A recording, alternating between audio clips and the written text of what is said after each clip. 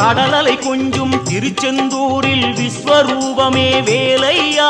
பழமுதி சோலை அறுபடை வீடும் புண்ணிய தரிசனம் முருகையா திருநீர் அணிந்து வரும் போது நெஞ்சில் நிம்மதி பிறக்குது கந்தையா சுகனே சிவனார் மகனே உன்னை பாட பாட சுகமாகுதையா வேல் முருகா அரோகரா